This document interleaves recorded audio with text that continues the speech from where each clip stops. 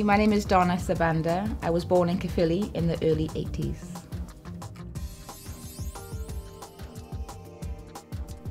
My name's Thabani, I'm 9 years old, I'm from Cardiff. Previously Donna Phillips, before I got married. I was born in 1982 and born to a white Welsh mother and a Dominican father. And I grew up in Sibanda until I was a teenager.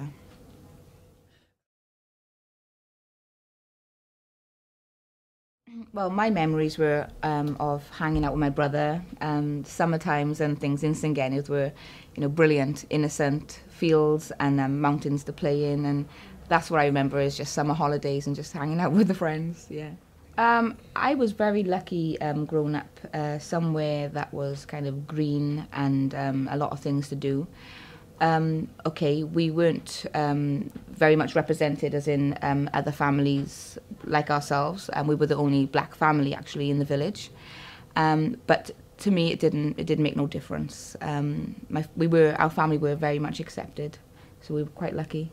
Not that I can remember, because that's the funny thing. My brother and my sister might say it differently to myself, but I truly can't remember any instances of racism. Again, I was outgoing and confident child anyway, and I didn't see my skin colour as anything that held me back growing up as a child.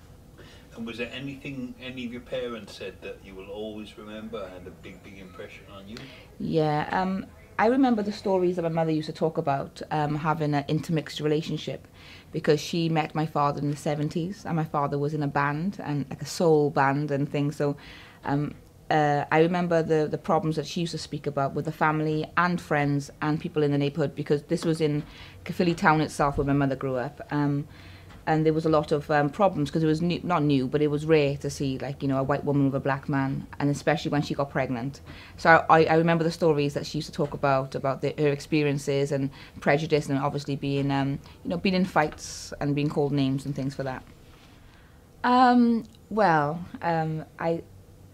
I was a naughty child, I must admit, and I think my mother used to find it easier just to tell me to kind of, get out of sight, really. She couldn't ground me because that would make her life hectic, so she'd tell me to go to my aunt's house or just go anywhere apart from be home. But discipline-wise, it'd be the normal kind of, they try and tell you to get upstairs to bed, but basically, like I said, it wouldn't work with me. So, but my father would be the soft one. My mother would be the one tapping her shoe, trying to make you feel like she's going to hit you with it, even though she never did. But my father then would come in, and as I was the youngest, it'd be fine, everything wiped clean. As soon as my father comes home, it'd be, what have she done? And my mother would be like, oh, she's done this, she's done that. But my father would be very, very soft on me. Greatly important. All three of my children, they enjoy reading and writing stories. My daughter, she especially enjoys reading. And I think that it's important to have stories to be able to tell. I can remember growing up in Sibanda, again, there's old wives' tales and folk stories and things like that, and which my mother passed on to myself. And it'd go positive and negative sometimes. My mother would tell me stories to say like, oh, don't go up that hill because there's certain egg monsters or whatever. But she was told that as a child, so these things continue as well. Like up in the valley hills, there's this and there's that. So yeah, it's nice. It's nice to be able to involve yourself and then get the children involved in stories and things as you go along. Oh gosh, that's a hard one. I don't know how to answer that. Probably many things, really. My family always used to just encourage me to be confident and be myself and express myself. I was always able to express myself through, again, storytelling, singing and dancing. My father was in a band, so we were quite a creative family. So my father always used to say, be confident and stand tall and stand proud of who you are. Again, because we were different, we had to show that, hard self, where otherwise you become like a victim.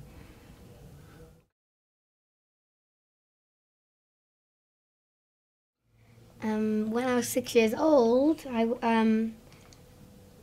travelled to Africa, because that's where my dad's parents live, Zimbabwe. Did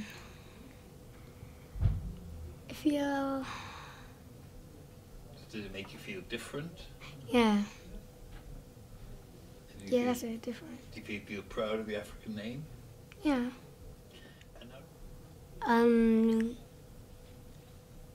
I felt Happy because I got to see my family. Because they don't live around here, they live in Africa. I just like, because only been there once in my life, which is when I went there in 2010. So I had to look around. I have a cousin called Gerald, and he's cool. We brought over our Wii, the game console. I said it's cool. I have loads of friends. Yeah, I said it rains a lot. Sometimes it's hot. Sometimes it rains. And snows. Ask you what snow was? Kind of. They said, is that white stuff?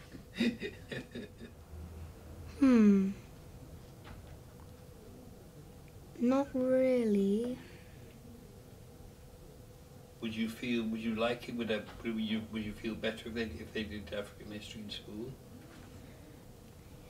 Right now, I'm fine with it, but it would be cool if they did. Okay, all right.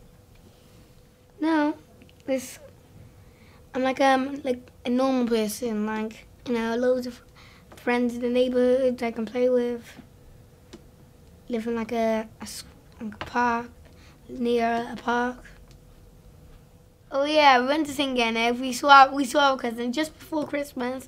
We gave them Christmas cards. We went around and we went to meet them and just say Merry Christmas and give them cards, stay for a bit, have a drink. Loads. We used to play cops and robbers on bikes and on foot. We used to play mob.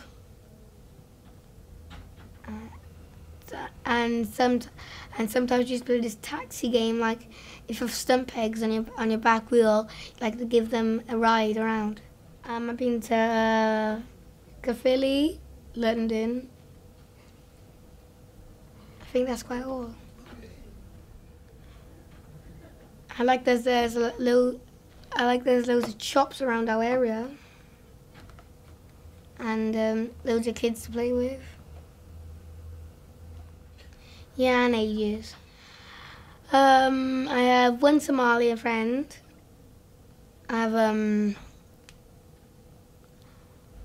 and I have 5 friends from here,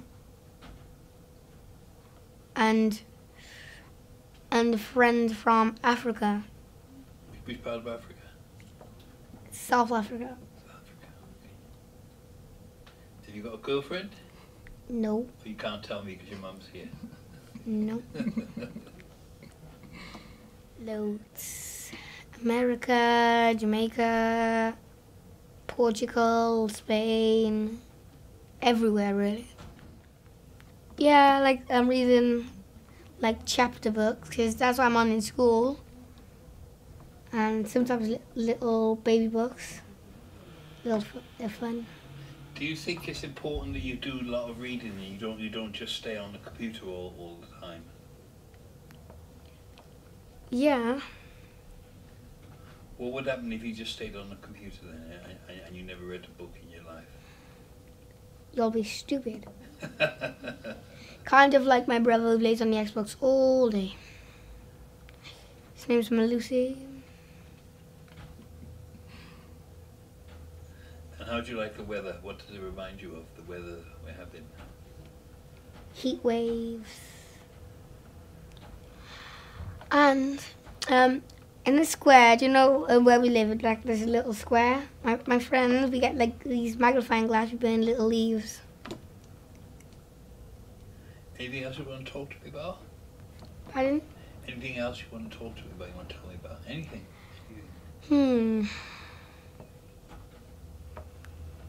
Tell about Jamaica now. You want to go You there. haven't told me your age. Oh yeah, I'm 9 years old, and I want to be like Usain Bolt. You want to be? Like Usain Bolt. Are you good at sports in school? Yeah, I'm good at football, running, tennis, sometimes cricket. So you want to be the fastest runner in Wales? Yeah. Like my mum was in Cardiff.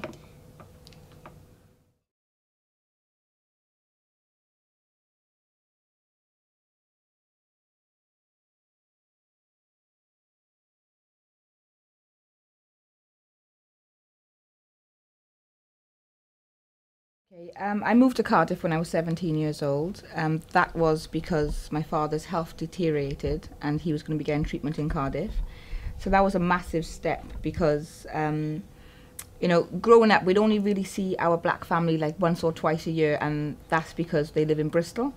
So it'd be Christmases or birthdays, we'd go up, and then that's the only kind of sense we have of knowing that side of the family. But we were lucky because my mother used to cook chicken, rice and peas and things, and that used to be a little bit rare for a white woman in the valleys to be cooking jerk chicken and chicken, rice and peas. But that's how lucky we were, because we had like a Sunday roast dinner, and then we might have a Saturday or especially a Friday fish, where my father would have his fish on a Friday, which again is a Caribbean trait, I suppose. So I consider myself one of the most very luckiest people, being you know, dual heritage, because my mother didn't shy away from hers, my father didn't shy away, and my nan taught my mother how to cook very well. So we moved here when I was 17 years old, integrated into the Cardiff Bay community very well, made loads of friends instantly, and it was good. It was at an age where I was mature enough to kind of open up and see kind of Cardiff for what it was. But to be honest, I think when I moved to Cardiff is when I kind of realised more of how much prejudice and things are out there, because like I said, in Caerphilly, even though we were different, we were still shielded by the fact that we were a popular, nice family.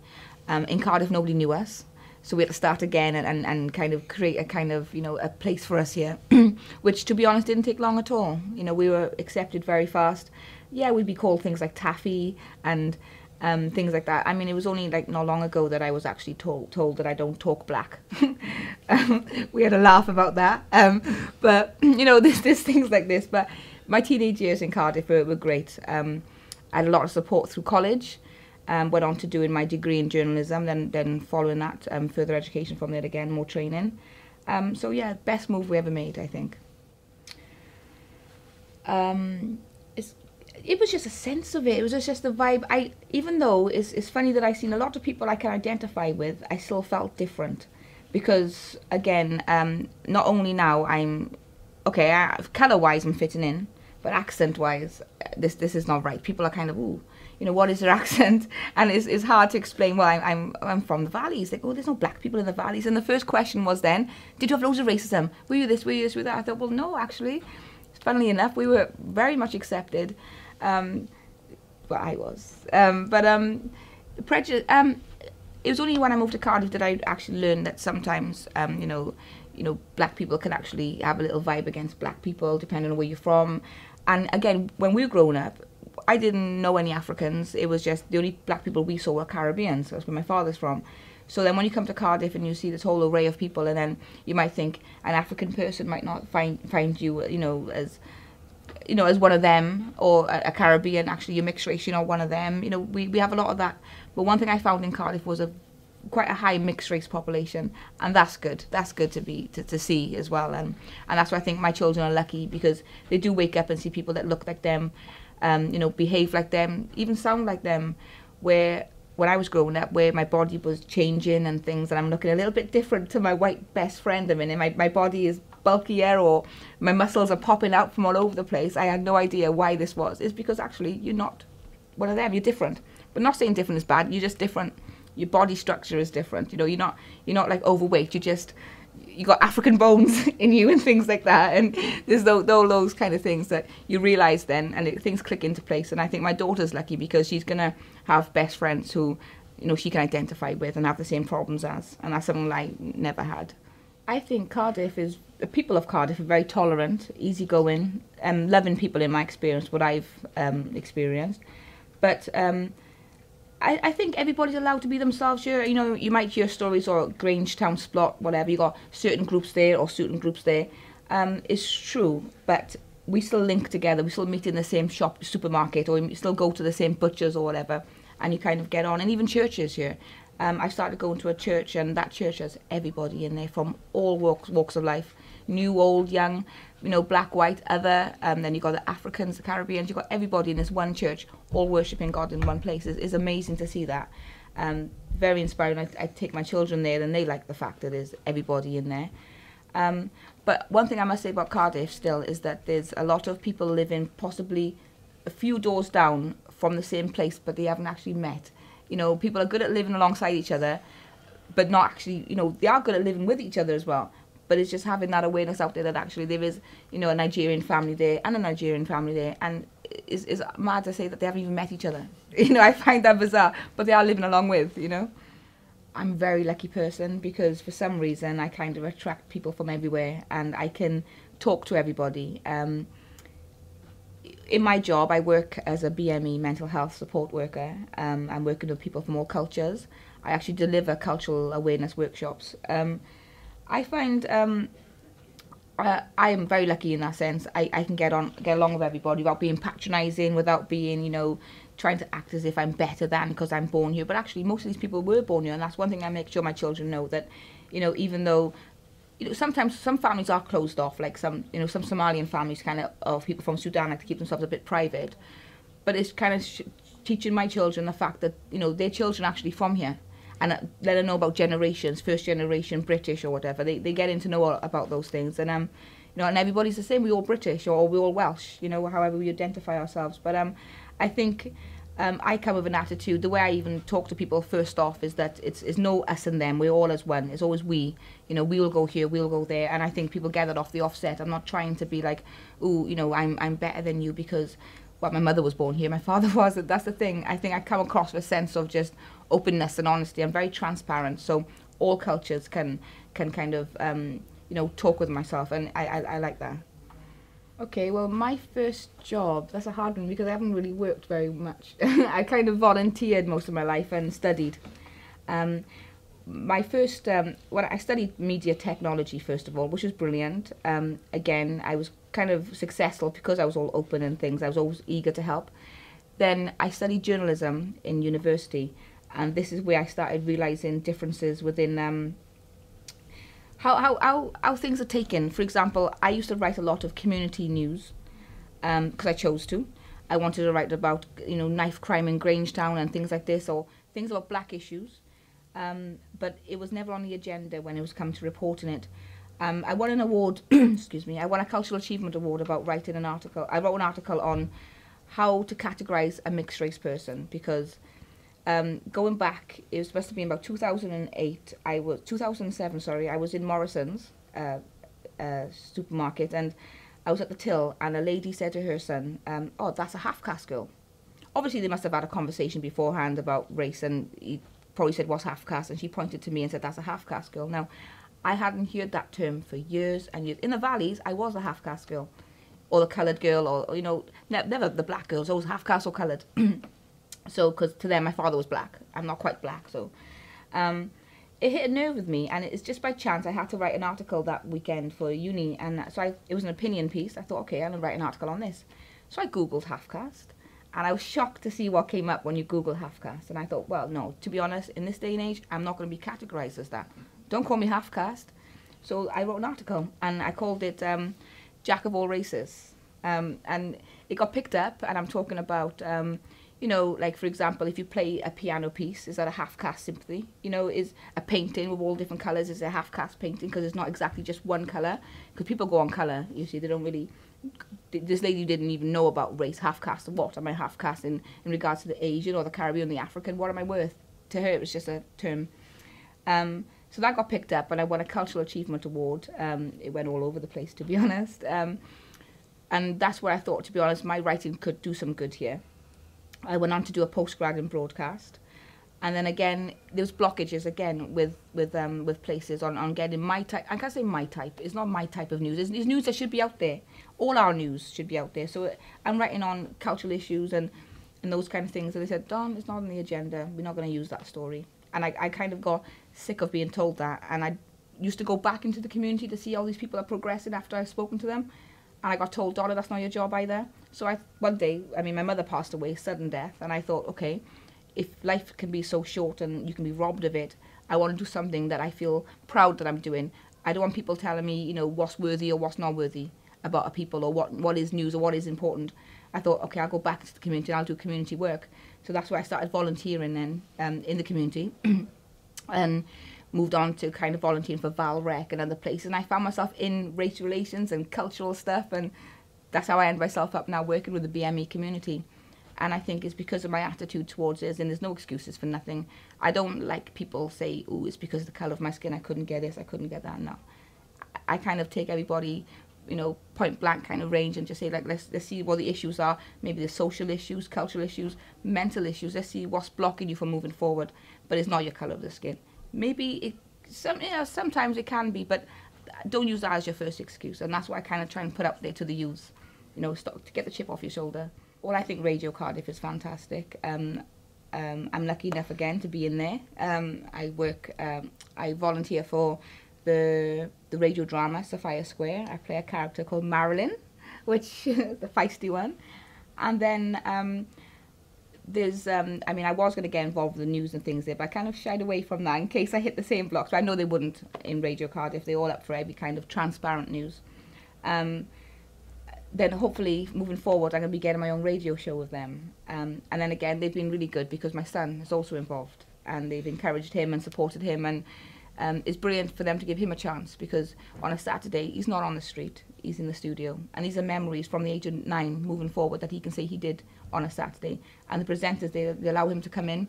And I think, you know, my son then carries a story forward. I'm down Radio Cardiff and it's our radio station, because he is obviously going to be the next generation of people running Radio Cardiff. And there's the fact that they really, they allow him to go in, they trust him. And I think other children should go in there and be able to have that kind of place where they can go and feel important and get themselves, you know, broadcasting. You know, it's brilliant. Okay, on Saturday, I go on a show called Saturday Morning Fresh. We play, like, we talk on the radio.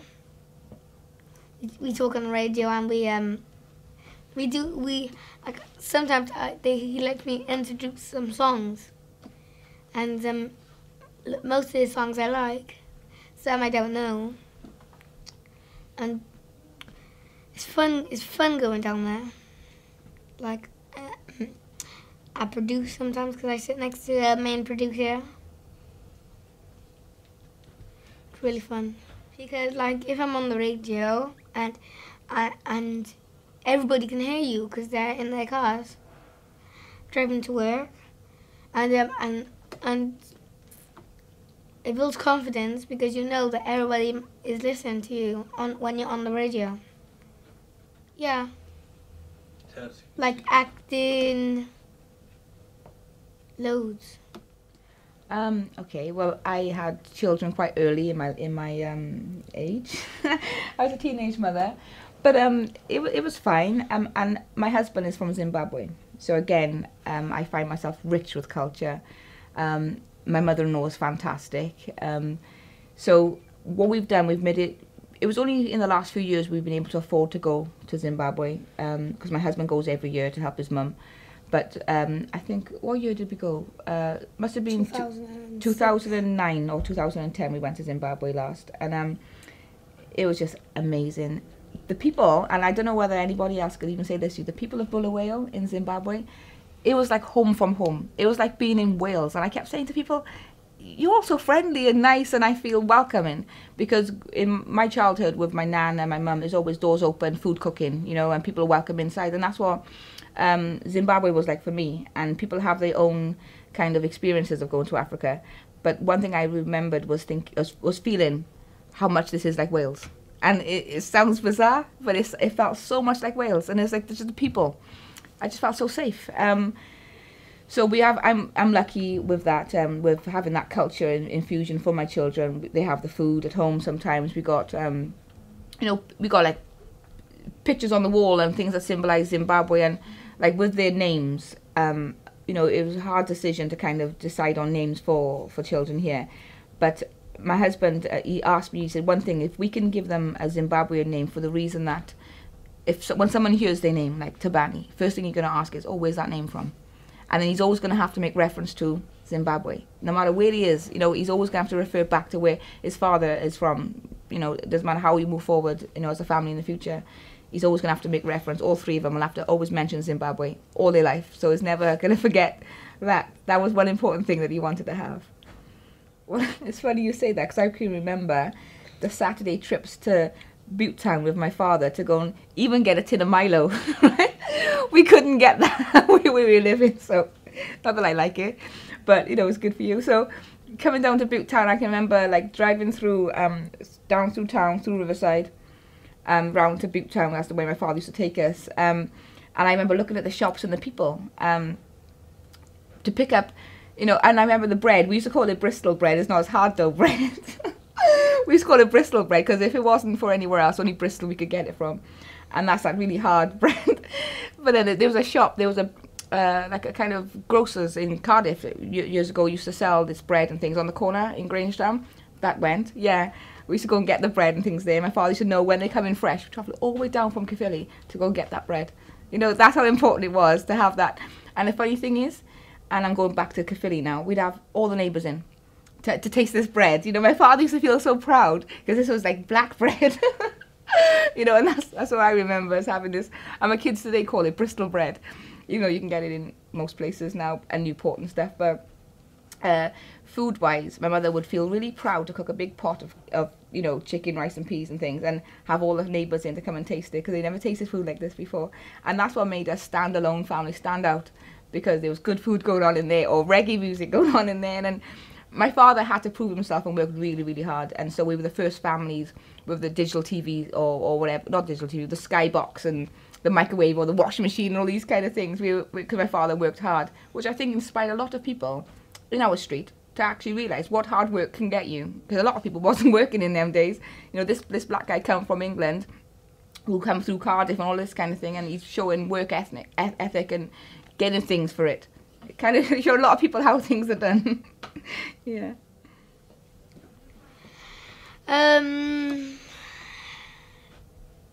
Bacon, eggs, those like breakfasts, English breakfast. Now I go to Ghana and I prefer the food in Ghana than I do here. When you in Zimbabwe, how did you find the food there? Like when I was in Africa, we liked we had chicken most of the time. My mum, when we was there, my mum made like a English breakfast when we was there, and the maid's there, and she was like, wow, yeah, they use like yellow sugar, orange sugar. Like we have porridge with like sugar inside. It tastes good. Like we used to get early because you would have said, but porridge is done. Personally, I've had no bad experience with the police, and I know a lot of people mention about, you know, institutional racism and these kind of things. It's like I've grown up on some kind of cloud. I haven't been ignorant to things. I know what's going on. But even when I worked, I mean, I deliver workshops now on mental health and the racism within mental health, and how basically black people are, you know, are 5 times more likely to be diagnosed with schizophrenia and things, and they come through the criminal justice system. I've read on paper all of this, and I've witnessed and read stories about this, but I actually found it hard to kind of believe until I've actually experienced it myself then with certain service users and things like that. But in regards to the police, to be honest, I think South Wales police, in my experience, have been, you know, particularly sound. I think it comes from a lot of community engagement that they kind of do. I mean, it's not like the olden days where you'd always have a police on the corner and stuff like that. But I think slowly and surely they are building up trust. And I think it takes more people to volunteer, get in. We need more people representing themselves. The community members need to join the police and the social workers and the mental health. We need people like ourselves on top. And I know it was a struggle. But who says we can't achieve it? You know, they are the odd few black, mixed race, Asian police officers there. Maybe not making them ways up to the ranks, but who says they can't? You know, that's what I believe. Okay, I was brought up a Christian Baptist. Never regularly went to church, but we've always been God-fearing family. And again, I think not being able to go to church has always been down to accessibility, is getting to the church well, where we grew up, the churches were predominantly stiff, boring, old, smelly places. You don't really want to go to those churches. But then again, in Cardiff, gosh, the churches are vibrant and they're alive, and you get people dancing and worshipping. I've never seen church like that before. And that's why when I walked into this one particular church that we went to recently, and I thought, wow, this is it. Then again, there's other things you notice involved in there then. But, you know, yeah, religiously, our family's been Christian. Yeah. I don't think, I mean, in this day and age, I don't think it should matter. I think, you know, God is God, and okay, it's nice to be in church with people who you can identify with. Maybe there's things from back home that you used to kind of practice and things like that. But I think that church definitely should be a place where all is welcome, and you should feel welcome there, whether it's you being the only one black or the only one white. You should not feel anything by the way, in my opinion. Well, we had the annual trip to Bristol Carnival. I think that's when we used to get it, you know, to see a lot of, you know, of course the calypso music. We used to wait for the floats to go past and things like that. Led that on to the night where we used to kind of try and get rid of my dad a bit so we could stay a bit later when the music's going on and the dancing. We used to go Carnival every year. Now, I know this is not like a black cultural thing, but we used to think it was. Good Friday, eating fish. Because no other families were doing that. Only ours. So my mother always used to be like, ooh, got to get the fish in. Your dad's going to go mad if I haven't got a fish in for Good Friday. But that's not a black cultural thing, but that's just something that we're the only ones doing it. You know, because my father's very easygoing, so he wasn't like a strict kind of man who would demand his black food and things like that. He'd eat everything, you know, everything my mother would cook. My mother was a very good cook, so, you know, my father would have the what would you have, like cauliflower and cheese and things like that. You know, there's nothing my father has in it that a white person wouldn't eat. He'd be settled. And when on a weekend my mother might cook something, you know, Caribbean, then that's a bonus, you know. But he could go and cook something out of nothing. I think that's one thing all Caribbean men can do. Yeah. Yes, and we actually took part in the last year's event with Radio Cardiff and the Sophia Square thing. Me and my son was on stage. We did a hand-in-script show of the radio show, which we really enjoyed. And leading up to that, I think it was the year before that I was helping with the Taste of Africa event, and I think like yourself was there as well, over in East Cardiff.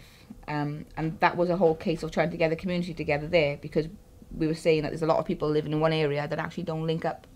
So I think the Taste of Africa event was to bring them together. Absolutely. I mean, when I talk about Black History Month, a lot of people, especially people from outside of UK, Africans and Caribbeans, will say, what's the point? What's the point? What does it achieve? You know? And I have to argue and debate to say, look, you know, because they say, you know, why should it be like a month of Black History? What happens after? What happened before? You know, I'm trying to say, well, you know, this is something that we actually have, that we can use, and it's mainly for the children, and it's, you know, it's a time for storytelling, culture, food, music, everything. And yeah, it's a shame that it's only a month, and all highlight is on us for a month in that sense of things. But it's a time where, you know, we can achieve anything we want within that month, and show people and just show off and be allowed to do it. So yeah, a lot of people are kind of, you know, iffy about, you know, how they can get it. That's why I say to them, I say, okay, don't walk in till you try it then. If you're from Nigeria and you're asking, okay, how come there's a Black History Month, and what's the point then, you know, and in showing this for 1 month and then nothing, I said, right, come and bring your stories and your food and your dancing and music, and get your side of the story across, and show us what makes you proud to be a Nigerian or a Ghanaian or wherever you're from. Come and show us what makes your country so brilliant. And, you know, these are people who are possibly refugees. They can't go back home. So all we're saying is, and in Cardiff, you guys are welcome. We want to share all your goods with the rest of Cardiff, with the rest of Wales, if you can, and just all of us get involved together. And I think when I start talking like that, I think, okay, yeah, I wouldn't mind coming and doing a hair little demonstration or show you what I used to cook back home, and you get people involved that way. But a lot of questions are asked, but when they see open it up, show how transparent it is and what it's for, they realise actually this is fantastic. You see, I'm not that good of a child, see, because like when my dad asked me to do stuff, I'm like, okay, I'll do it. Then I do it. I end up doing it, but in the meantime, when he asks me to do it, like I'm upstairs on the Xbox. Then I say I'm playing outside, and he says okay, and he forgets, and he forgets to ask me, like did you put the clothes in the washing machine?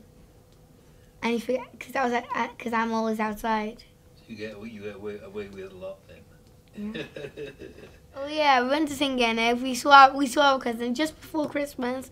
We gave them like Christmas cards. We went around and we went to meet them and just say Merry Christmas and give them like cards, stay for a bit, have a drink. She's good. If you put it on a scale from 1 being the lowest and 10 being the highest, where would you put your sister? 9. Ooh, you lucky thing. Okay, thank you very much, Thabani. Thank you very much. Now, see, before I got married, I was Donna Phillips on paper. And I think Donna Phillips doesn't come with any kind of... You'd assume Donna Phillips is probably a white girl. So my job application forms all get accepted. And I can remember going to this one job interview. And the lady came out of the room to call me in. And she's looking for Donna Phillips. Now, there's me, there's another girl, a white girl, and there's a guy. But she's still looking for Donna Phillips. You know, and I'm like, here. And her face told me she was a bit shocked that this was Donna Phillips. I don't know. Again, before I opened my mouth, I mean, I think as soon as I started talking, she was like, do you know what I mean? She said, oh, you're Welsh then. You know, you can tell by your accent. Never had issues that I felt, because like I said, I always feel like if I don't achieve something or I get turned down, I don't think straight about my colour of my skin. I'll think, oh, maybe I wasn't strong enough candidate, perhaps. But I think that attitude, a lot of people carry it on. They get turned down for a job, first of all, it's because I was black, or because I was this, because I was that. And they carry that attitude through to the next, to the next, to the next. And this is just my opinion, though. And I feel that, I know people get blocked because of the colour of their skin and things like that. But I think it's more to do with the attitude they carry when they walk into that interview. Sometimes they're already downbeat. Oh, I'm not going to get this job because I'm black. When really, when you go in there and use your colour of your skin or your culture or your heritage as one of the things that you've got going for yourself, I don't think there's any job you can't get. Because, you know, if you've been able, and it's the same for people who are gay and people who are, you know, other minorities. It's like, you know, just use your difference and just bring it forward and sell yourself with that. Because there's nobody else like me going around here. And like when I wrote that article, I wrote in there all the positives, what's good about myself. And you know, I'm thinking, gosh, I'm good when I read it back. You know, and I think that's what's important to other children, other non-white children, and even white children. They need to be told how good they are as well for what they are. But with my children, I always make sure they know how brilliant they are and how lucky they are even. And you know, with my daughter, I say, oh, your skin is looking so beautiful and shiny today, and so they got pride in themselves, you know. And I can remember when I was growing up, actually, this one boy, and I think he must have got it from a movie, he said, if I licked you, would you taste like caramel? And from there, I kept calling myself Queen Caramel. Because I said to myself, you know what, maybe, but you're never going to find out. You're never going to find out. You know, these little things are funny now, but some people would have found that really offensive and got into fights. I just found it like, oh, I'm special. You know what I mean? I might taste a caramel. I see, that's something that I remember growing up that we never... Okay, when I was growing up and we'd have... I'm talking in Caerphilly now, we'd have like issues of black people come on like a film or something. I don't know, I remember feeling a little bit like... Because I'm in a class full of white people right now, so you can imagine like a black person comes on TV, they all look at me like as if, Donna, is that your cousin? Is that your brother or somebody? I used to have those kind of things. So in them day and age, it used to be a little bit like, oh, no, don't show a black person because they're going to relate it to me because I'm the only other black person they know, and we're obviously going to be family, all black people are related. But in Cardiff, I think learning, and again, I've had to develop and learn a lot more about black history myself, I've realised that I think one of the reasons why they don't teach it is probably because history hurts. I mean, you can imagine like, okay, a white teacher explaining about what, and not she did, I mean, obviously she wasn't involved in this history, but it's things that were allowed to go on, you know, from her heritage and her culture, what they allowed to happen, and then, you know, you got the insurances of the slavery ships and things like that. And I think it's very, very, I think the reason why they don't teach it is because they are ashamed and embarrassed. And I think it's easier just to talk about the Jews and the Holocaust, leave that alone. But in my opinion, it's very important for them to see, because I know my children don't know much black history. Black History Month does bring them a lot in regards to that, but otherwise they haven't had nothing. I'm not sure how many kids in Wales can actually know the difference between the African countries. I mean, Africa is just Africa. Where you're from, Africa, that's fine. But you go and tell a Nigerian guy that he is just African. He wants to be Nigerian. A Zimbabwean wants to be a Zimbabwean, you know? And yeah, maybe back in the day it was all as one, but now it's, you know, it's teaching, so it's black history is important, so is black geography. You know, there's so much stuff that is important, but definitely I would like my children to learn about Rosa Parks and people, you know, I want them to learn about how we're allowed now to have this kind of freedom and all these kind of things. And I'm moving forward with what's going on with, you know, Stephen Lawrence's family and how they are fighting for justice and how strong we have to be as a race. Well, we're all one race, but as a people. I think the reason why they don't teach is because of obviously like the embarrassment and the shame. And actually, a young one of my service users' daughters, she mentioned the other day that they were watching Roots in school, in high school, in Lanishan High School. And the mum, and the Asian family, she said, oh, I don't know how it's so bad, it's so bad, what they do to those people is so bad, how come they're letting you see that? And I said, it's because it's what happened. When you watch the Holocaust and stuff, that's bad. Gas chambers, so, excuse me, showing how people were whipped and their identities taken from them and all this kind of stuff is just as important for history. But then again, it comes for the reaction. When people recoil and be like, ooh, if they're going to teach black history, it has to be a proud black history. You know, a very, very proud black history. That's what I want to happen. Great.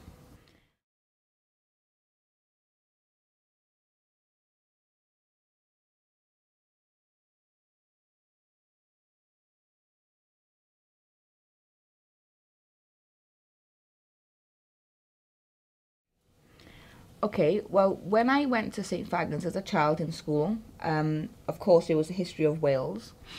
I was born in Wales, and there was none of my history there. Okay, it'd be my mother's history and things like that, but we wouldn't have been the only black family to have come to Wales, you know. So that was hard to see that there was nothing representing my father. A lot of Caribbeans came here beforehand, so where's that history there? And, you know, okay, do you know what? I can remember St. David's Day every year. My mother, no matter what, would make me dress up in the Welsh traditional costume for St. David's Day. And yeah, we'd have sniggering saying, oh my God, you wouldn't have even been here when we were wearing these costumes, you know?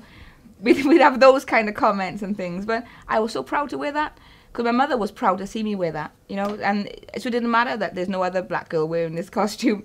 I was still a Welsh girl wearing a Welsh person's costume, and that's all I cared about. And I think if they could have more of that out there, you know, more of Welsh black history, because it is nice for us to identify with. We're not aliens, we're not strangers, we have got roots here as well, you know, so let's link up with that. I went to the Cardiff history, the story history one in town, and I found that brilliant, and I thought, wow, they can do much more here. I mean, they highlight the odd, you know, people, but it's like special people. Have more of us in there, you know. Black people in Cardiff shouldn't be seen as special. You know, we are one. You know, we are same as everybody else. So why kind of make out okay that it's special to have us in a museum? We should be already in the museum without having a special request.